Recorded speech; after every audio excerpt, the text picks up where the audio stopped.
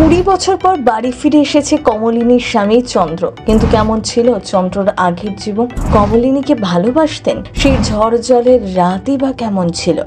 নতুন আগলে রেখেছিলেন সেই রাত কিভাবে ভুলে গেলেন কমলিনীর শাশুড়ি?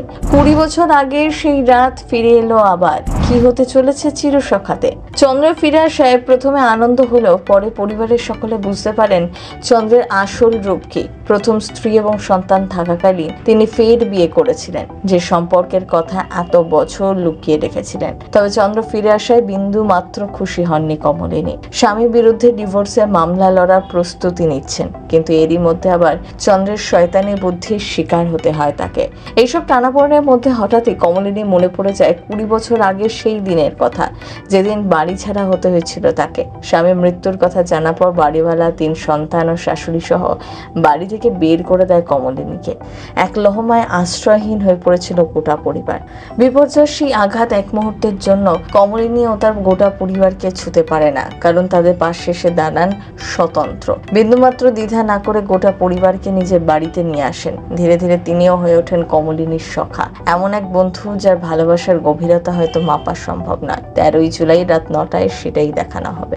স্টার জলসার তরফ থেকে নতুন এই প্রোমো মুক্তি পেতেই আবেগে ভাসছেন দর্শকরা। এদিকে যেমন অনেকে এক পবিত্র বন্ধুত্বের কথা তুলে ধরেন, তেমন অন্যদিকে বুবলাইয়ের অকৃতজ্ঞতার কথাও স্মরণ করেন বারবার। তবে সব মিলিয়ে এই নতুন প্রোমো ভীষণ ভালো লেগেছে সকলের।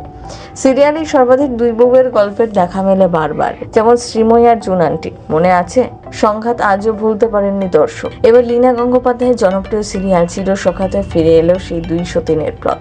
কমলিনী আর সোহিনী 2 সতীন একসাথে থাকছেন অধরা মাধুরীতে।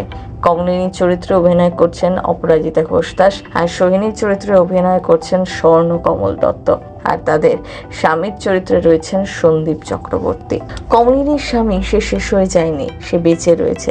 বহাল তবিয়াতে সংসার করছিল অন্য একটি সংসারে, এমনকি দ্বিতীয় সংসারে রয়েছে তার একটি মেয়েও। সেই মার মেয়ে এসে পড়ে কমলিনীর সংসারে। সতীন সোহিনী হয়ে তার বর চন্দ্রকে হুমকি দেয়, সে যদি তাতে ভরণ পোষণের দায়িত্ব না নেয় তাহলে তারা এই বাড়িতেই থেকে যাবে, হোটেলে আর নয়। যা শুনে চমকে ওঠে প্রথম স্ত্রী কমলিনী।